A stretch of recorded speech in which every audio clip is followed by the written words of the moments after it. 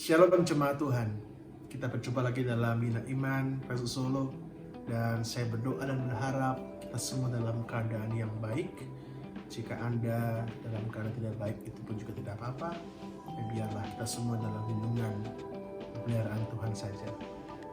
Pada saat ini mari bersama kita renungkan firman Tuhan yang terambil dari Yakobus 1 ayat 23 sampai 25. Saya akan bacakan untuk kita sekalian. Sebab jika seorang hanya mendengar firman saja dan tidak melakukannya, ia adalah seumpama seorang yang sedang mengamat-ngamati mukanya yang sebenarnya di depan cermin. Baru saja ia memandang dirinya, ia sudah pergi atau ia segera lupa bagaimana rupanya. Tapi barang siapa meneliti hukum yang sempurna, yaitu hukum yang memerdekakan orang, dan ia bertekun dalamnya.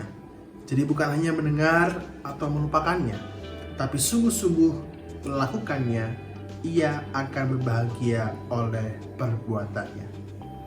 Jemaat terkasih, siapa di sini yang setiap hari bercermin? Saya pun juga setiap hari pasti bercermin. Kita semua butuh cermin untuk dapat melihat, memeriksa keadaan diri kita. Setiap hari kita pasti bercermin untuk memeriksa apakah rambut kita sudah rapi. Kita bercermin untuk membetulkan barangkali gincu kita.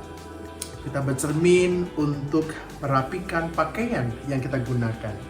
Semakin terang cerminnya, semakin jelas bayangan yang ditampilkan. Dan tentu tujuan kita bercermin adalah agar kita dapat mengamati diri sendiri dan memperbaiki apa yang sekiranya perlu diperbaiki. Demikian pula dengan firman Tuhan. Surat Yakobus menggunakan cermin sebagai pengandaian firman Tuhan yang terang itu, yang menampilkan tentang siapa diri kita.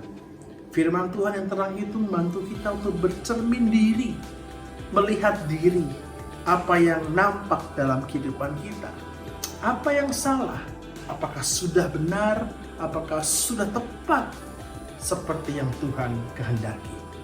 Namun sayangnya, jemaat terkasih, kadang-kadang kita seperti orang yang firman Tuhan katakan, ketika kita melihat cermin, melihat rupa kita segera melupakannya.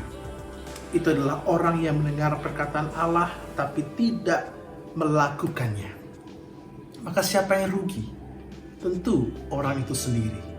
Ketika ia tahu bahwa ada yang salah dalam rupanya, ada yang tidak tepat dalam kehidupannya, tapi ia tidak segera membenarkannya sesuai dengan cermin firman Tuhan.